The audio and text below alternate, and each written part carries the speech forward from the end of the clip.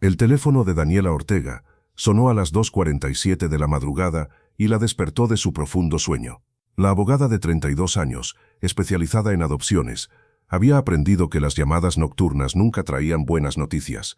Sin embargo, la voz al otro lado de la línea no la había preparado para lo que iba a escuchar. «Señora Ortega», dijo alguien, la voz de una mujer joven y asustada. «Mi nombre, no puedo decir mi nombre, pero trabajo en el Hospital Clínica Esperanza, y quiero que investigue algo terrible que está sucediendo aquí», dijo. Daniela se despertó de golpe, llena de curiosidad, y se sentó en la cama, ya completamente despierta. «¿De qué está hablando?», preguntó. «Bebés. Están robando a los bebés de las madres que vienen solas al hospital. Les dicen que han muerto al nacer. Pero los bebés están vivos, los están vendiendo», dijo la voz temblorosa al otro lado del teléfono, y luego se cortó la comunicación. Daniela se quedó en estado de shock por lo que había oído, pero luego se sobresaltó y volvió en sí. Pensó por un momento qué estaba pasando, que alguien la llamara a medianoche para decirle que estaban robando bebés. ¿Qué harías tú si recibieras una llamada así a medianoche? Daniela se quedó en su habitación a oscuras, con el corazón latiéndole con fuerza.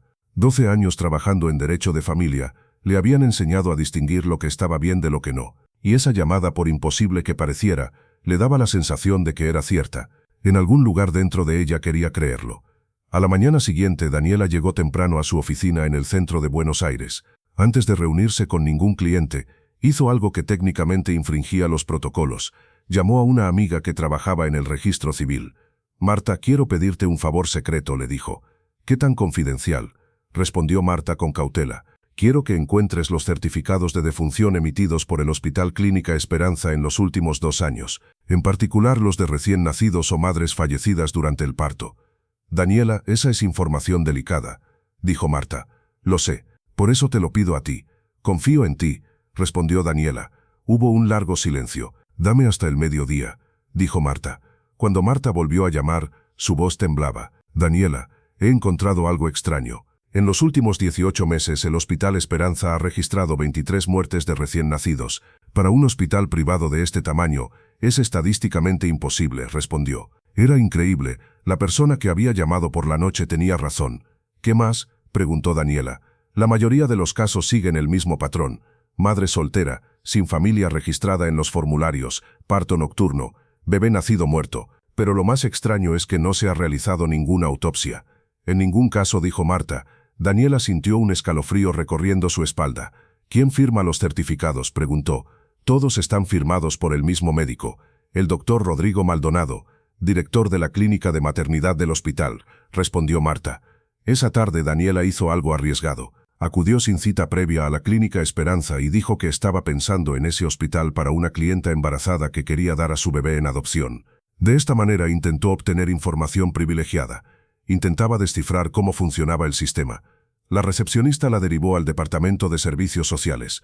Allí una mujer de unos 45 años, impecablemente vestida, la recibió con una sonrisa profesional. «Buenos días, soy Patricia Vega, coordinadora de adopciones del hospital. ¿En qué puedo ayudarle?», preguntó. «Mi clienta está embarazada de 7 meses», dijo Daniela, mintiendo educadamente. «Es joven, soltera y ha decidido dar a su bebé en adopción. Me han recomendado su hospital», dijo. «Por supuesto, tenemos un programa excelente», dijo Patricia mientras sacaba unos folletos brillantes.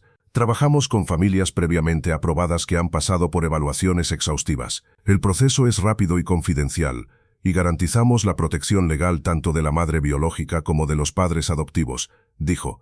Daniela quería saberlo todo. «¿Cuánto tiempo tarda?», preguntó. «Si su clienta da a luz aquí, podemos completar los documentos de adopción en las 48 horas siguientes al parto. El bebé irá directamente del hospital a la familia adoptiva», respondió Patricia. «Parece increíblemente rápido. ¿Cómo garantizan que todo sea legal en tan poco tiempo?», preguntó Daniela. Intentaba sonsacarle información a Patricia. Patricia sonrió, pero Daniela se dio cuenta de que la sonrisa no le llegaba a los ojos. «Tenemos un equipo legal muy eficiente, y las madres que acuden a nosotros ya han tomado su decisión. No hay cambios de opinión ni dramas, solo transiciones sin problemas», respondió.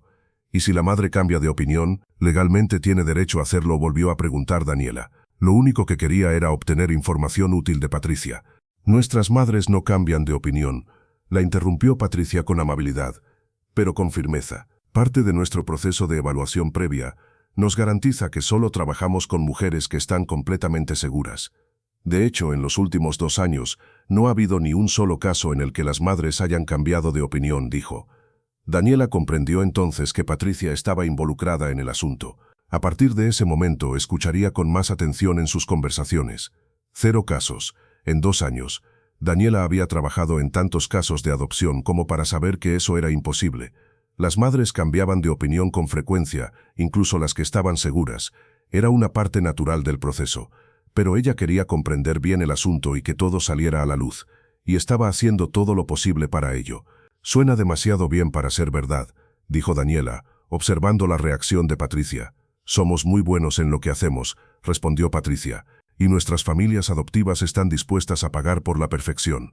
A través de nuestro programa, los gastos de adopción son de 250,000 pesos, pero esta cantidad lo incluye todo, gastos médicos, gastos legales y servicios de apoyo», dijo con seguridad.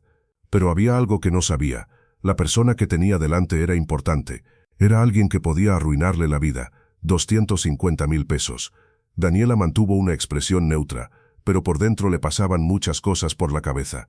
Ese precio era 3 veces superior al precio medio de una adopción privada legal. En ese momento se dio cuenta de que se encontraba ante un caso más importante de lo que pensaba. La cosa se ponía aún más interesante. Daniela empezó a darle más vueltas al asunto. «¿Puedo conocer al doctor Maldonado? Mi cliente quiere saber quién va a asistir en el parto», preguntó. Ya conocía a Patricia, pero eso no era suficiente. Tenía que resolverlo todo.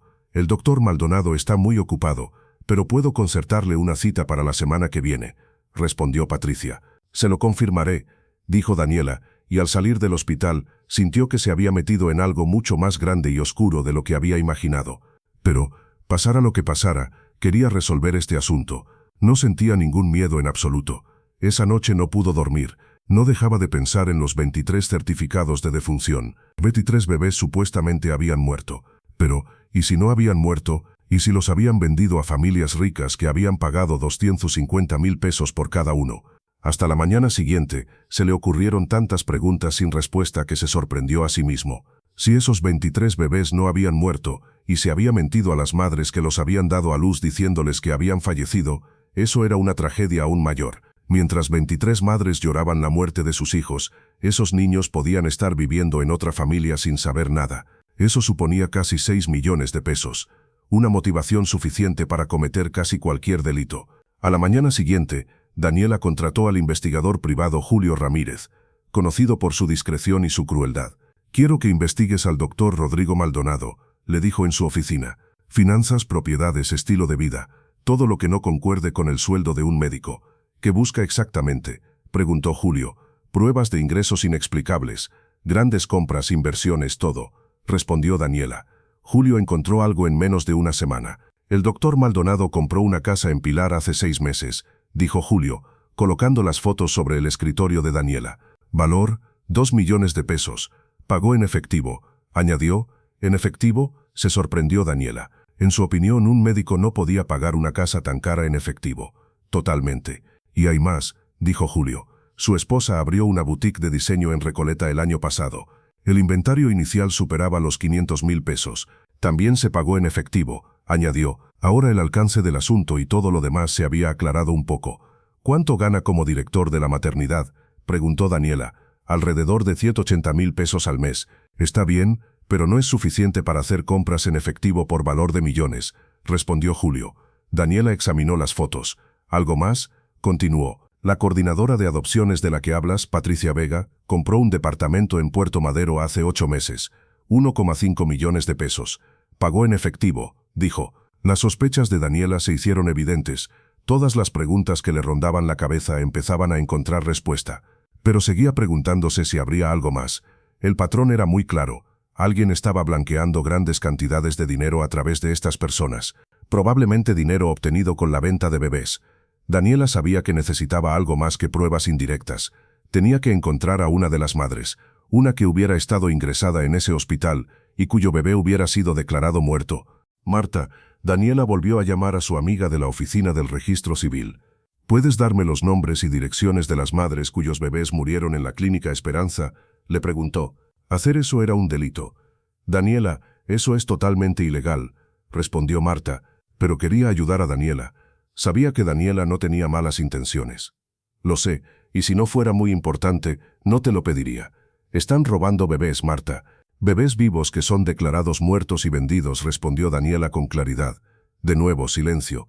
Te enviaré la lista en 1 hora, pero después de eso, no te pongas en contacto conmigo durante un tiempo. No quiero perder mi trabajo, dijo Marta. Daniela le dio las gracias y colgó el teléfono. Estaba muy alterada. Se trataba de un delito organizado de alto nivel y tenía que resolverlo sin falta.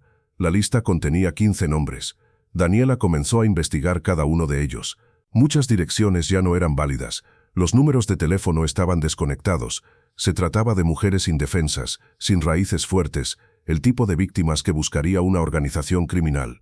Estas madres no podrían llegar a ninguna conclusión aunque quisieran. Pero un nombre le llamó la atención. Marcela Torres, de 28 años. Su bebé había nacido muerto hacía 4 meses. Pero a diferencia de las otras mujeres de la lista, Marcela había presentado una denuncia oficial en el hospital e insistido en ver el cadáver de su bebé. Daniela encontró a Marcela viviendo en un pequeño departamento en Villa Crespo. Cuando llamó a la puerta le abrió una mujer agotada, con los ojos enrojecidos por el llanto. «¿Marcela Torres?», preguntó. «Sí». «¿Quién es usted?», respondió Marcela.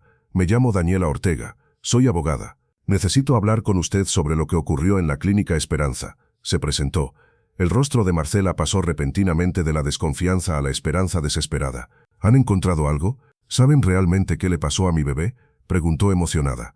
Porque a pesar de todas sus quejas, no le habían mostrado a su bebé. «¿Puedo pasar?», preguntó Daniela. Dentro del departamento, Marcela contó su historia entre lágrimas. «Me quedé embarazada de mi exnovio. Cuando se enteró, me dejó. No tengo familia en Buenos Aires. Todos están en Córdoba. Estaba sola, pero estaba dispuesta a criar a mi bebé yo sola. Me esforcé mucho. Fui a todas las revisiones prenatales. Me alimenté bien. Hice todo lo correcto», explicó. «¿Por qué elegiste la Clínica Esperanza?», preguntó Daniela. «Yo no la elegí. Mi exnovio insistió. Dijo que pagaría todo, que era el mejor hospital. Ahora me pregunto si sabía algo que yo no sabía», respondió Marcela. «Cuéntame cómo fue el parto», dijo Daniela. «La mañana del 15 de abril, temprano, empecé con las contracciones. Llamé al hospital y me dijeron que fuera inmediatamente. Cuando llegué, el doctor Maldonado me estaba esperando. Me pareció extraño que el director estuviera allí a medianoche, pero pensé que tal vez era porque mi exnovio había pagado un extra», dijo Marcela mientras se secaba las lágrimas. «Me dieron un analgésico.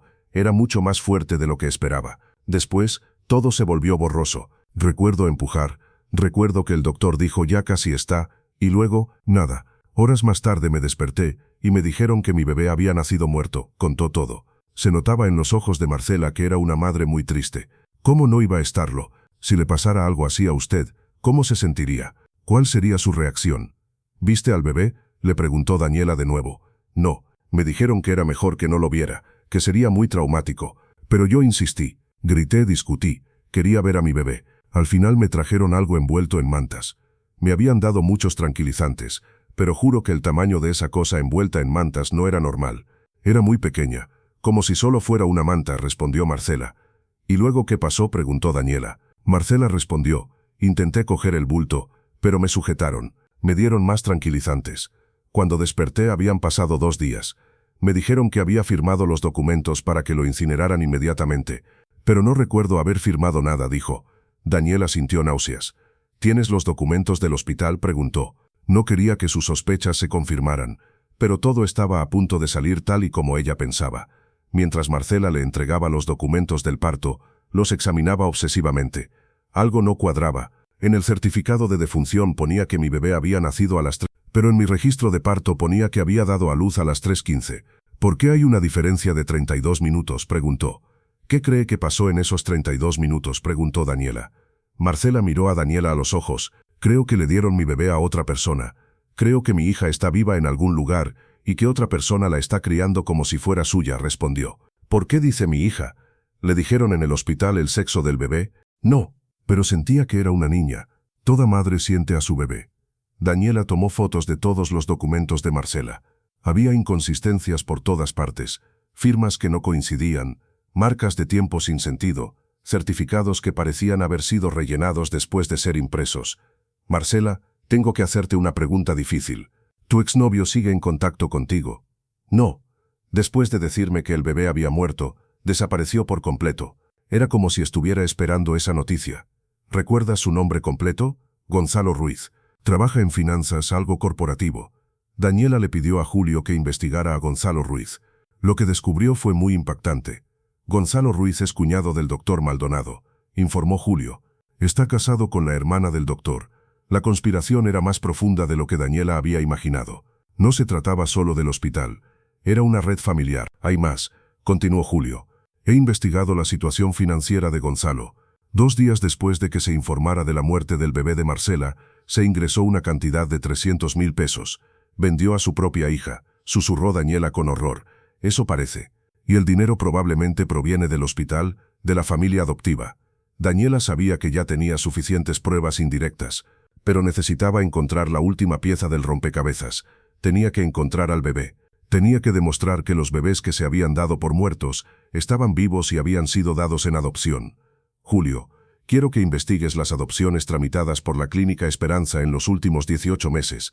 Las familias que han recibido bebés recién nacidos a través del hospital. Eso es casi imposible. Los registros de adopción son confidenciales, lo sé, pero tiene que haber una manera. Hubo un largo silencio. Hay una manera, pero es ilegal, muy ilegal. ¿Cómo de ilegal? Hackear los registros del hospital. Si nos pillan, los dos acabaremos en la cárcel. Daniela sopesó las opciones. Con la información que tenía, podía acudir a la policía. Pero ¿qué pasaría entonces? El doctor Maldonado tenía contactos, dinero y poder.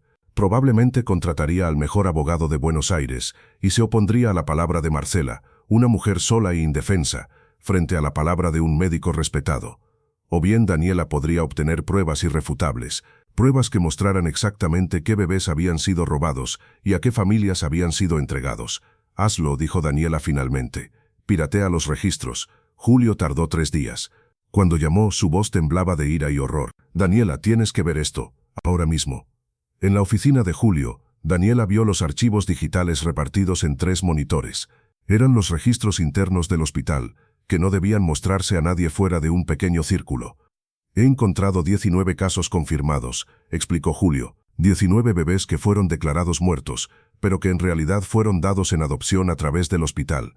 Aquí están las madres, señaló un monitor, y aquí están las familias que se quedaron con los bebés, señaló otro monitor.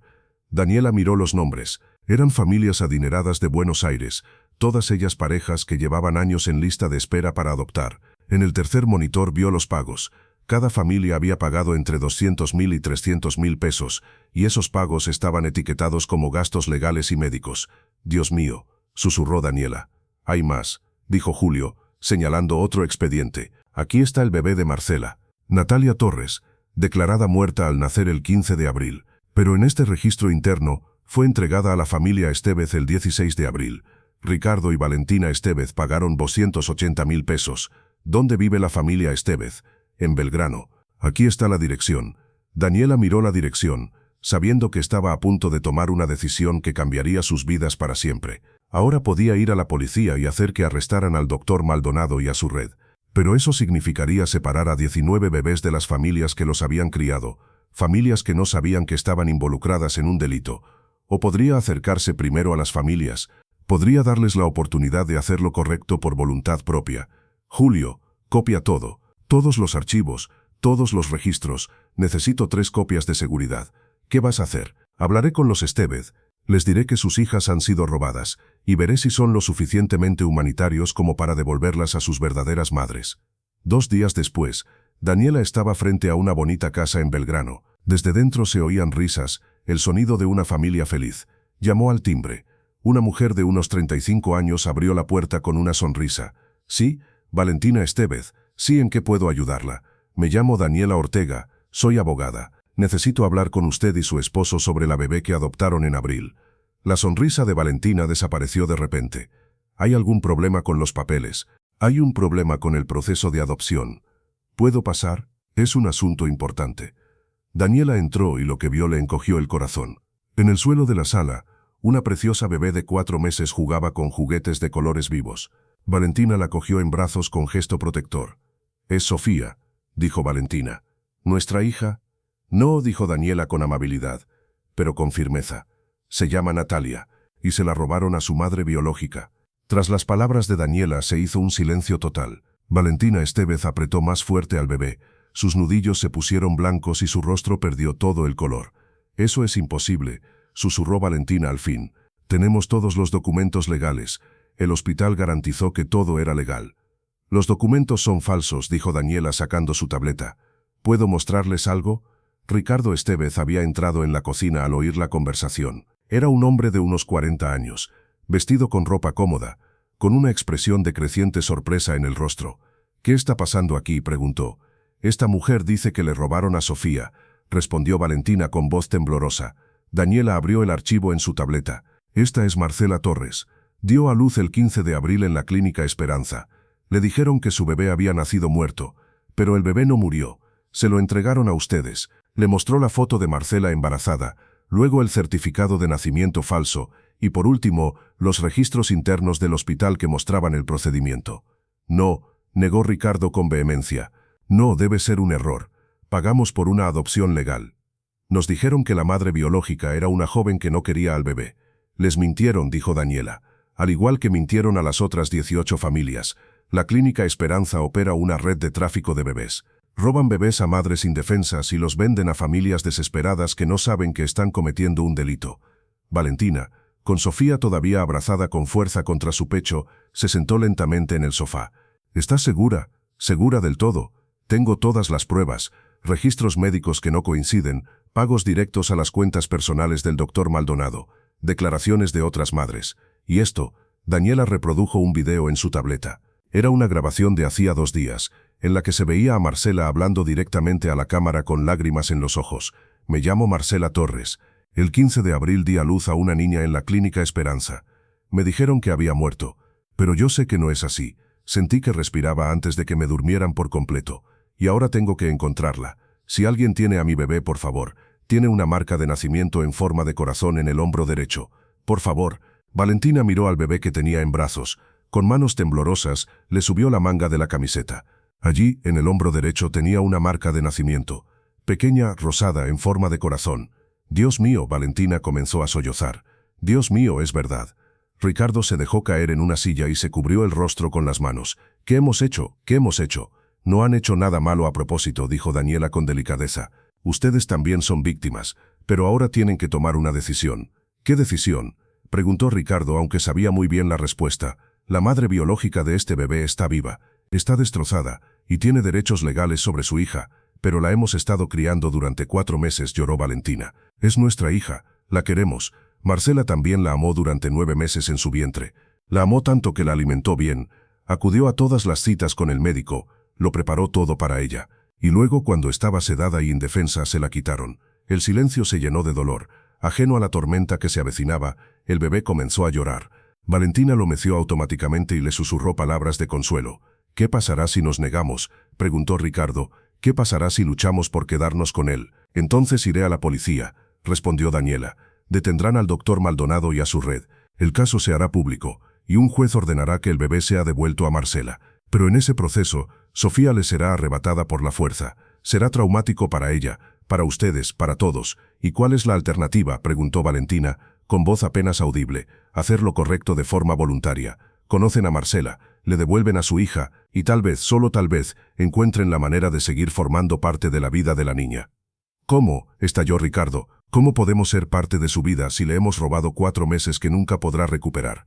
«No le han privado de nada», corrigió Daniela con voz firme. «Los delincuentes les engañaron. Pero ahora tienen la oportunidad de hacer lo que esos delincuentes nunca pudieron hacer, elegir la compasión en lugar del egoísmo». Esa noche, Daniela concertó una reunión para el día siguiente. Lugar neutral, una sala de conferencias de su oficina. Participantes: Marcela Torres, Ricardo y Valentina Estevez, y un mediador familiar. El sonido que emitió Marcela al entrar y ver al bebé en brazos de Valentina fue un sonido que Daniela nunca olvidaría. No era un grito, era algo más primitivo, más profundo, el sonido de una madre que reconocía a su hija después de 4 meses creyéndola muerta.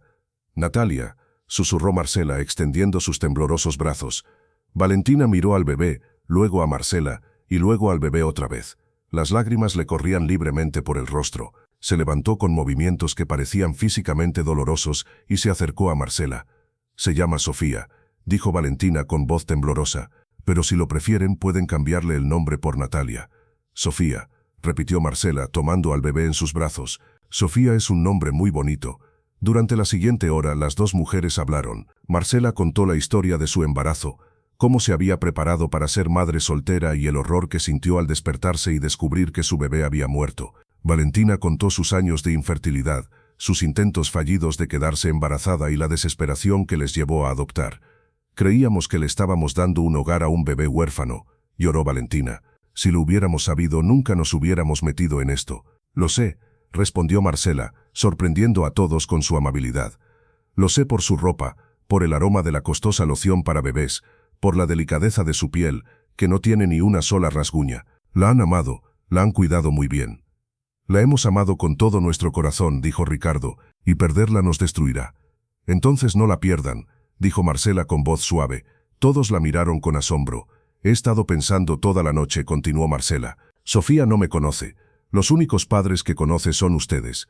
Si ahora la separo de ustedes le haré daño, y ya le he hecho suficiente daño a mi hija con esta terrible situación. No quiero hacerle más daño. ¿Qué quieres decir?, preguntó Daniela con cautela. Quiero decir que quizá podamos encontrar una forma de ser una familia juntos. No sé exactamente cómo, pero sé que Sofía se merece el amor de todas las personas que pueden darle amor. ¿Custodia compartida?, preguntó Valentina, ocultando con dificultad su esperanza. Algo así. Necesitaremos ayuda profesional para organizarlo. Pero sí, ustedes pueden seguir siendo sus padres. Yo puedo ser su madre biológica, su otra madre. Podrá crecer sabiendo la verdad sobre sus orígenes, pero también sabiendo que todos la queremos. Durante los 3 meses siguientes, con la ayuda de terapeutas familiares y abogados, llegaron a un acuerdo único. Legalmente Marcela recuperó todos sus derechos parentales, pero decidieron que Sofía viviría con los Estevez la mayor parte de la semana y que Marcela tendría amplios y crecientes derechos de visita. Los fines de semana los pasaría por turnos. Todas las decisiones importantes relacionadas con Sofía se tomarían de forma conjunta. Era complicado. Hubo días difíciles, hubo momentos de celos, dolor y sí, pero también hubo momentos de gracia inesperados, como cuando Sofía dio su primer paso y ambas mujeres estaban allí para verlo, como cuando celebraron su primer cumpleaños con 2 pasteles y el doble de amor. Mientras tanto, Daniela llevó todas las pruebas a la policía. El doctor Rodrigo Maldonado fue detenido en su casa el martes a las 6 de la mañana, ante las cámaras de los medios de comunicación. Patricia Vega fue detenida en su oficina.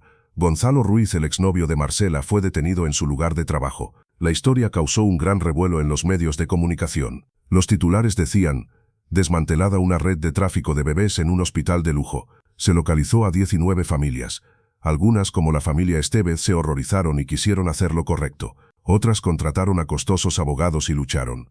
Hubo juicios largos, dolorosos y públicos. Algunos bebés fueron devueltos a sus madres biológicas. Otros se quedaron con sus familias adoptivas cuando se descubrió que sus madres biológicas habían fallecido realmente o no podían ser localizadas. Cada caso era diferente. Cada resultado era complejo. Sin embargo, el caso de Sofía Natalia se convirtió en un modelo. Los jueces comenzaron a evaluar los acuerdos de custodia compartida en casos similares. Se aprobaron nuevas leyes que exigían numerosas verificaciones independientes para todas las adopciones. Los hospitales aplicaron protocolos más estrictos. El doctor Maldonado fue condenado a 25 años de prisión. Patricia Vega recibió 20 años. Gonzalo Ruiz, que vendió a su propia hija, recibió 15 años. Sus bienes fueron embargados y utilizados para crear un fondo de indemnización para las víctimas. 2 años después del juicio, Daniela visitó a la familia Estevez Torres un domingo por la tarde. Como Sofía pertenecía a ambas familias, habían combinado los 2 apellidos para darle ese nombre. Encontró a Marcela y Valentina en el jardín, jugando con los juguetes de Sofía, que ya tenía 2 años. Las 2 mujeres habían desarrollado una amistad inesperada, nacida de circunstancias imposibles, pero mantenida por el amor mutuo que sentían por la misma niña. ¿Cómo están?, preguntó Daniela, sentándose junto a ellas. Algunos días son difíciles, confesó Marcela. Todavía hay momentos en los que siento rabia por los 4 meses que me robaron, por no haber podido ver su primera sonrisa, su primer intento de gatear. Yo también sigo sintiéndome culpable, añadió Valentina. Aunque sé que no lo sabemos, una parte de mí cree que debería saberlo, que debería indagar más. Pero, continuó Marcela, tomando la mano de Valentina, también hay momentos bonitos. Por ejemplo, esta mañana, cuando Sofía se despertó, dijo mamá Marce y mamá Vale, sin confusión, sin conflicto. Solo había amor por las 2. Sofía corrió hacia ellas en ese momento, con una flor que había arrancado del jardín en la mano. «Para mis mamás», anunció con orgullo de niña de 2 años. Daniela observó cómo las dos mujeres abrazaban a su hija, con sus cabezas rozando el cabello rizado de Sofía. Era una imagen imposible, nacida del dolor y la culpa, pero transformada por una elección consciente de la compasión en lugar de la venganza, del amor en lugar del dolor.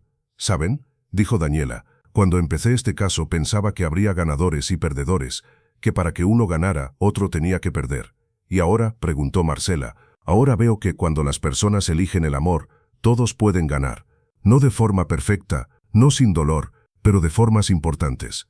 5 años después del juicio, Sofía tenía 7 años y estaba en 2º grado. En clase, cuando le pidieron que dibujara a su familia, dibujó a 4 adultos: mamá Marce, mamá Male, papá Ricardo y tía Daniela. La persona que estaba presente regularmente en sus vidas. Su maestra dijo: «¿Qué familia tan grande tienes?». «Sí», respondió Sofía, con la sencilla sabiduría de una niña. «Tuve suerte. Mis 2 mamás me querían tanto que en lugar de pelearse decidieron compartirme».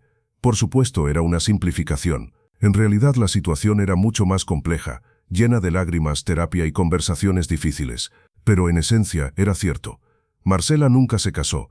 Dedicó su vida a ayudar a Sofía y a otras madres víctimas del tráfico de bebés. Se convirtió en activista, dio charlas, presionó para que se aprobaran leyes más estrictas y se aseguró de que la historia de Sofía y otras 18 víctimas nunca se olvidara. Valentina y Ricardo, 3 años después del incidente, tuvieron otro hijo de forma natural, tras años de infertilidad. Los médicos dijeron que a veces el estrés causa infertilidad y que cuando el estrés disminuye, el cuerpo se relaja lo suficiente como para quedar embarazada. Su hijo Mateo creció sabiendo que tenía una hermana especial con 2 mamás y nunca cuestionó esta situación porque era lo único que conocía. Daniela amplió su bufete de abogados para especializarse en casos de adopción ética y tráfico de bebés. Se convirtió en una experta a nivel nacional y fue consultada por diputados y organizaciones internacionales. Sin embargo, nunca olvidó que todo había comenzado con una llamada anónima a las 2:47 de la madrugada. A veces se preguntaba quién era la mujer que había llamado. ¿Era una enfermera con conciencia? ¿Alguien que ya no podía permanecer en silencio? ¿Una víctima que finalmente se había armado de valor? Nunca lo supo. La mujer no volvió a ponerse en contacto con ella. Pero Daniela le estaba agradecida. Esa llamada había impedido que creciera sin conocer las verdaderas historias de bien 9 bebés. Había hecho justicia a los culpables que habían destruido sus familias, y había creado una nueva definición de familia, más amplia, más compasiva y más humana. En el 10º cumpleaños de Sofía, se reunieron 3 familias: la familia Torres, la familia Estevez y varios amigos y familiares que los habían acompañado durante el viaje. Sofía sopló las velas rodeada de tanto amor como la mayoría de los niños no llegan a experimentar en toda su vida. «¿Qué has pedido?», le preguntó su hermano Mateo, de 6 años. «No puedo decírtelo, porque si no se hará realidad», respondió Sofía. Pero era sobre las personas que hacen lo correcto, aunque sea difícil. Marcela y Valentina se miraron por encima de la cabeza de Sofía. En esa mirada había conciencia de todo lo que habían superado juntas, del proceso de recuperación que aún continuaba, de la gratitud que sentían por haber encontrado la manera de convertir la tragedia en victoria. «Creo que tu deseo ya se ha cumplido», le dijo Marcela a Sofía. «Cada día, aunque nos duela, elegimos hacer lo correcto.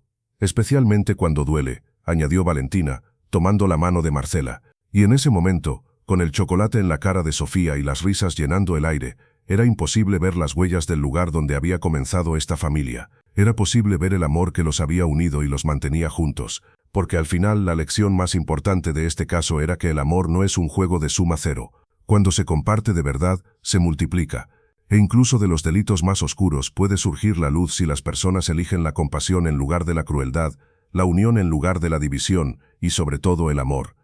La historia de Sofía no era una historia sobre la adopción o el tráfico de bebés. Era una historia sobre la humanidad en su forma más pura. Era una historia sobre personas imperfectas que tomaban decisiones imposibles y elegían amar más fuerte que el odio una y otra vez. Y al final eso era lo único que importaba.